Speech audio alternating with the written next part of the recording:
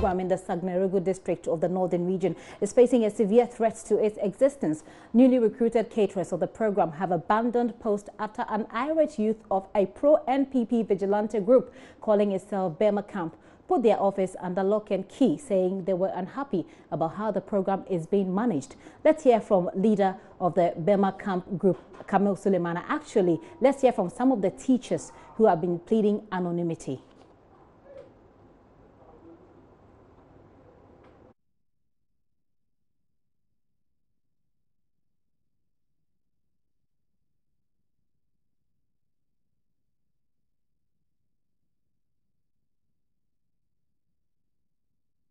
We're having a little bit of a technical challenge with that story, but let's engage ASP Tanko, who speaks for the Northern Regional Police Command on this matter. Seth, thank you very much for your time here on The Pulse. You're most welcome. All right. So yesterday, we understand that a group calling itself Burma Camp, and I don't know about their legitimacy to you, have locked up offices of the school feeding program there. But up until now, have you made any arrests? Thank you for your question. Good afternoon to you and good afternoon to your viewers as well. With this issue about locking up of school feeding program office, we only heard it on air somewhere last week. Okay. And at the time we heard it on air, it was reported then that the incident happened about 2 or 3 days earlier. When I heard it personally, I didn't believe it because I knew that the people who I thought that the people who were put in charge of the school feeding program were very responsible Ghanaians, and so if they were working in a public office and somebody without authority comes to drive them from the office and lock the doors up, they will quickly report to the police so that the public property will be safeguarded, so that they will continue with the work that they do in service of Ghana and the children in particular. So I didn't believe it till yesterday evening when I heard one of them, one of the people who are said to have locked up the office. Sorry to interrupt you, sir, there a little bit. But when you say you did not believe it as a police command, when you hear stories that is obviously in breach of the law and you don't believe it, I will suppose that the first thing you do is to put in an investigation. I shouldn't believe it because people have been put in charge of that office.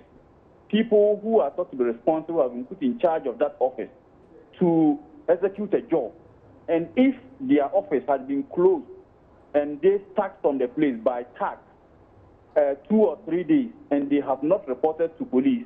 That was why I didn't believe that such a thing would happen. Does that stop the police from initiating your own investigations? Obviously, they've broken the law. Yes, they've broken the law, but we have to believe it.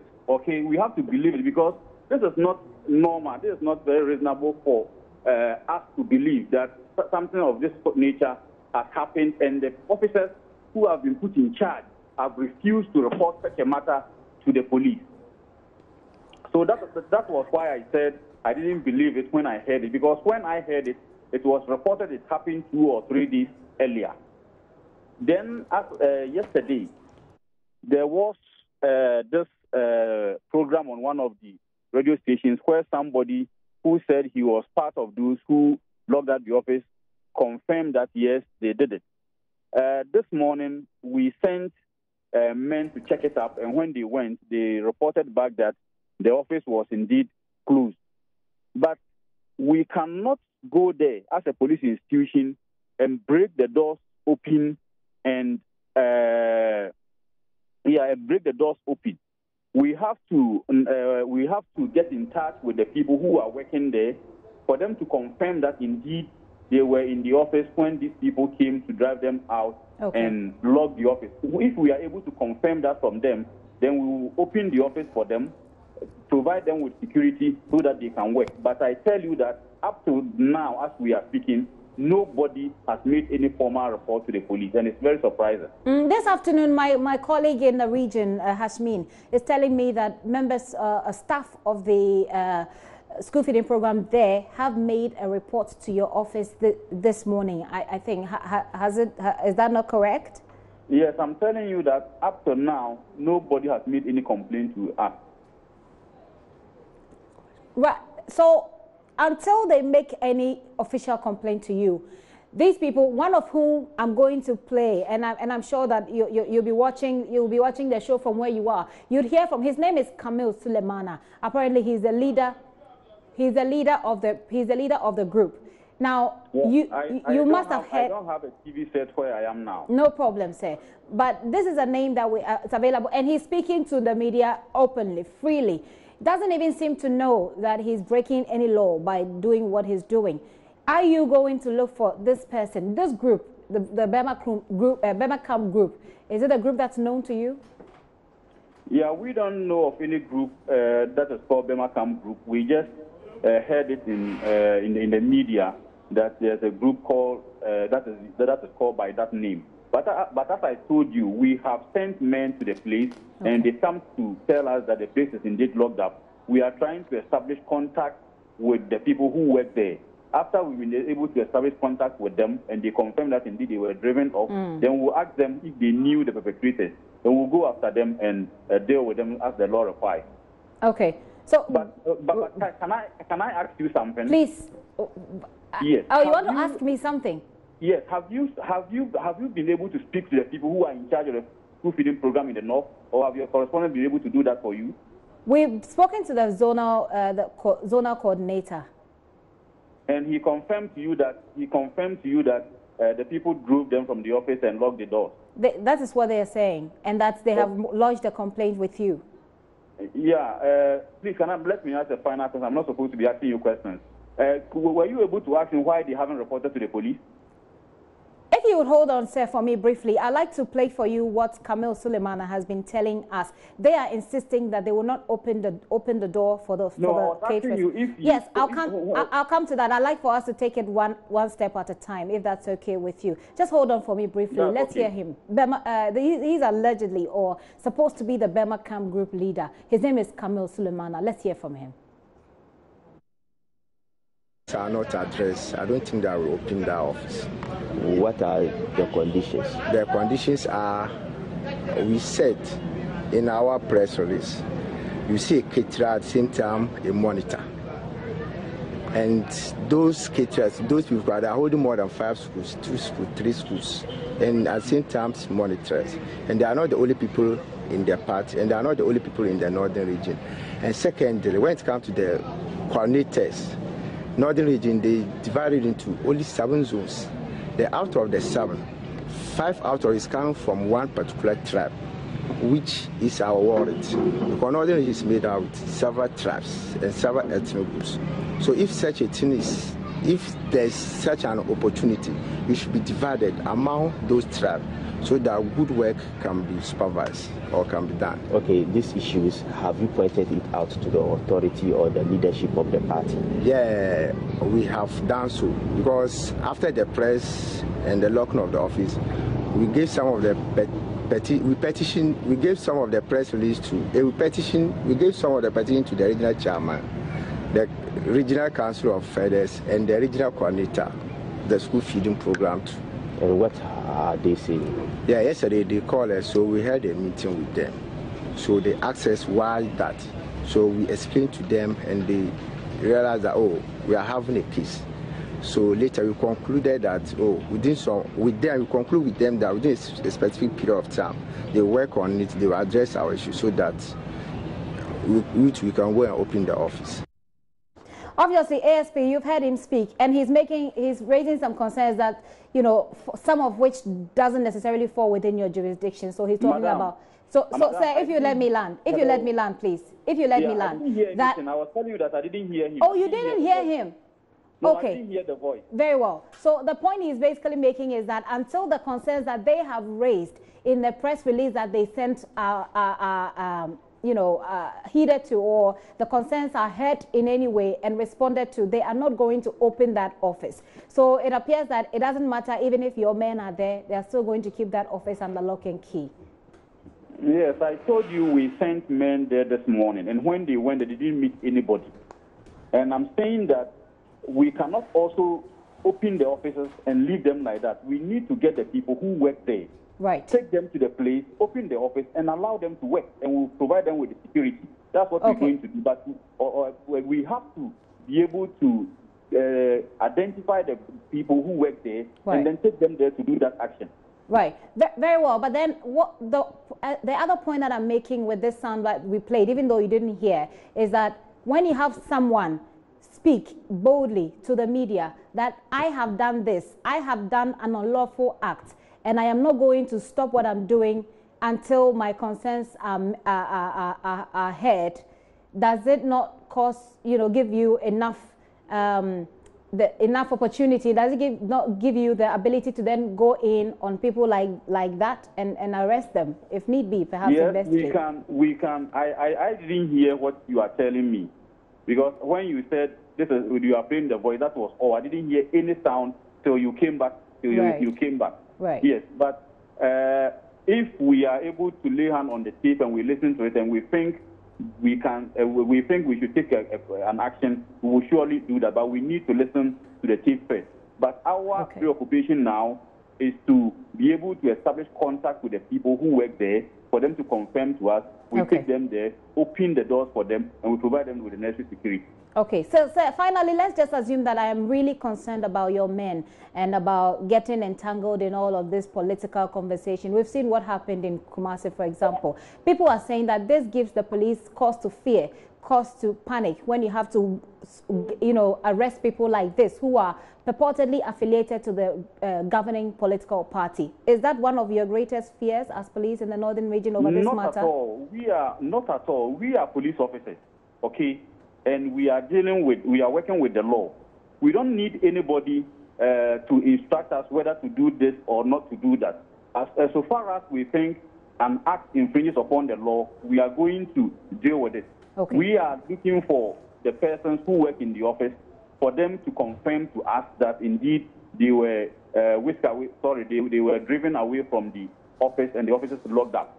And if they are able to identify the persons to us, then we'll deal with it. Even if they are not, and this tape that you are talking about, if we should lay hands on them, we can use them and work with them. Okay, we'll certainly send that tape to you. I was asking you if, when you spoke to them, you asked them why they didn't report the matter to the police. You didn't give me an answer. I'll need our regional correspondent to confirm that, and we'll do that. That's okay. If that works for you, that's great. Thank you very much, sir, for your time. ASP Tanko speaks for the Northern Region Command of the Police Service, and he's helping us understand why people are acting unlawfully and apparently getting away with it. In all of this is the children that are most affected, as there are no meals for them since the standoff ensued between the irate youth and the Minister for Gender and Social Protection over the appointment of zonal coordinators for the program. Let's hear from some of the teachers, like who I said initially pleaded anonymity, and one of the pupils having a hard time learning on an empty stomach. Actually, as at now, there are some non-governmental organizations that had plans of supporting some of the schools in the north. There was one who had intentions of buying polytanks for some schools that were having water issues.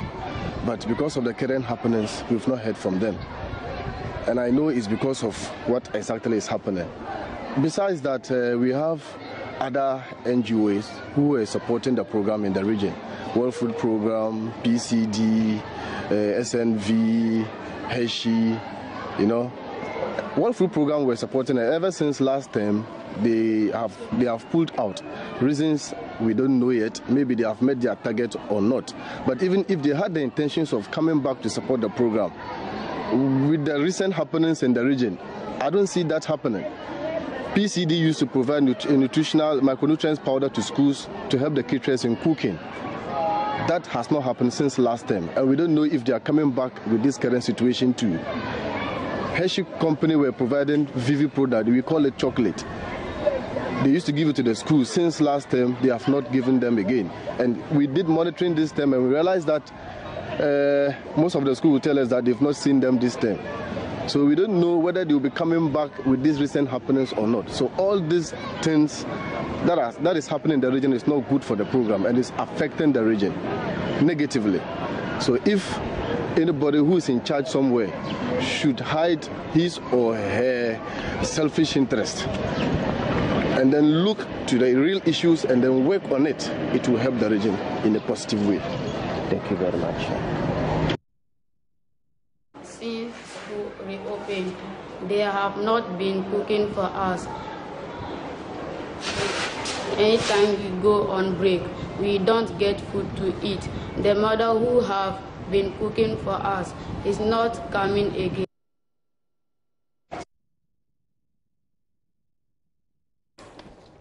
Now, for a program which was meant to attract and retain pupils in school, it is indeed worrying that, as according to the headmaster of the school, S.S. Hamidu, the program or the problems they are encountering at the moment is actually driving the children away from school. They are not a caterer in this school, in this school to cook for them. No matter, whenever we go for break, the children, majority of them will run home because they don't have any food to eat. That is why I said it is affecting our pupil attendance here. About the furniture, not only the furniture, we are even lacking of classrooms. Yesterday we even held a PTA meeting. We told them, persuade to them that they should try and help us so that they will get a furniture for their walls. Because I wrote to the district education office demanding the furniture, and I was told that they are still waiting to hear from government. In case government supply, they will listen to our problems. And we cannot sit down waiting for government to give us the furniture before tuition can be effective. No, we have to consult the parents to also try and help themselves by getting the furniture into their for their walls. So yesterday we told them that they should try and help us, and since the beginning of this time we have been telling them, the children, to inform their parents. So yesterday that we held the PTA meeting and we put it before them. So we are now waiting to see. One of the headmasters of the affected schools, obviously the issue is beyond food. Meanwhile, concerned caterers of the school feeding program across the country earlier today picketed the Gender Ministry to demand full payment of monies owed them. They say government has failed to honor its promise to pay all arrears in September.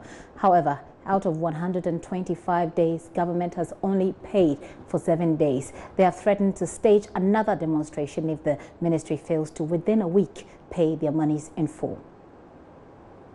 Worked for 125 days. Up till now, they haven't paid us. We are called concerned caterers. Concerned caterers because, one, they have taken the job from us.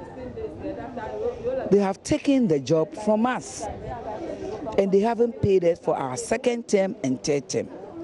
When the minister came on air in July, that by the end of July, they will pay us all our monies. We didn't see anything. September, she was on air again that she's going to pay us all our money before school resumes. School has resumed. They've taken the job from us, and up till now, they haven't paid us. I think last week, all of a sudden what we saw was they have paid us 7 days out of the 125 days that we have worked. 7 days is an insult to all the caterers, the whole country, especially about 1,000 and something caterers that they have laid off. They have not paid us a peso. 7 days feeding children for 125 days, and then you come out to pay us 7 days. It's an insult to the caterers. They wrote to us in July that it has come to the end of our contracts. We always renew our contracts. When this program started, at the end of every year, that is the school term ending, year ending, ends in July. And then when it ends in July, you reapply as a caterer. And if your performance is okay, they renew the contract for you. When it was in July, they made all of us to reapply by buying a form for 50 Ghana cedis each person. 50 Ghana each person. The access of our tax current certificates, we submitted all those things, and we were invited to interview. We all attended interviews in our municipal assemblies. But at the end of the day, we were just brushed out. Nothing has reflected on my mobile money that they have paid in the 16 days. It was this morning when we came here and we were agitating to meet the minister. We were called in there, some of us. We were in there for almost 1.5 hours to 2 hours. They said they were in a meeting before the administrator came out to meet 5 of us. When they came and met us, we insisted that they should come down and meet the other caterers and explain to them. It was in there that they told us they have paid 16 days. We haven't seen anything, we haven't received anything. But for now, I can speak categorically that we have received only 7 days. As I'm speaking to you now, I've received only 7 days on my phone. Likewise, my colleague caterers. But for now, up to tomorrow, if something will reflect on our phones or in our accounts, then that's a different issue. But as I speak to you right now, nothing. Yes. So what assurances have they given you? Well, they've spoken to us. They said by the end, they are assuring us that by the end of the month, this month, all our monies will be paid. We've given them 1 week. We've given them 1 week that if we don't hear from them, we'll keep on coming here till our monies are paid to us. A week ultimatum being issued there by the caterers for the school feeding program there. Well, the national coordinator of the program, Dr. Kwame Edunsia, is urging them to exercise restraint as his outfit releases another batch of the monies to cover 16 days. They were here because we owe them. Yeah, so they want the ministry to tell them when the monies will be paid, and that is the reason why they came. We told them that we don't have the money, in our account. It's the government Ministry of Finance that will release the money. So once we don't have it, when government release the money, then the money too will be sent to their account. So at the end, they were satisfied with the information we gave. But the other thing is that they were complaining about the payments that we made not long ago. We paid for 7 days, and then they were saying the 7 days is too small for them. So we have to put everything together and then pay them. So that is the main concern that we raised. Some of them tell me they haven't been paid for about 125 working days. Oh, we paid 7 days, and then recently we have also paid 16 days. So now we have paid 23 days, so it's left with 100 days to be paid. Do you think it's still unfair? Out of 125 days, you pay 6 and 7 and then 16.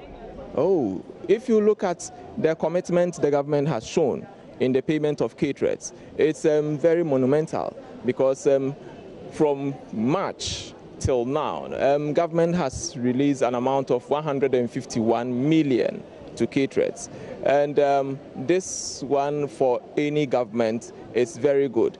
The amount remaining is less than the 151. So once government has shown this kind of commitment, then we know that the rest will be paid in due course. You're still watching The Pulse with me, Gifty and Doppy. I'm going to take a very quick break. When I return, we'll be talking about health and from the St. Ghana's perspective. Speaking of health, you do know that still to come is A question that I'm asking: who is speaking for this 4-year-old girl who has been defiled and cannot walk apparently? The poor mother who is in the village is caught between a silent police force there and a traditional ruler who she doesn't seem to trust. Please stay with us.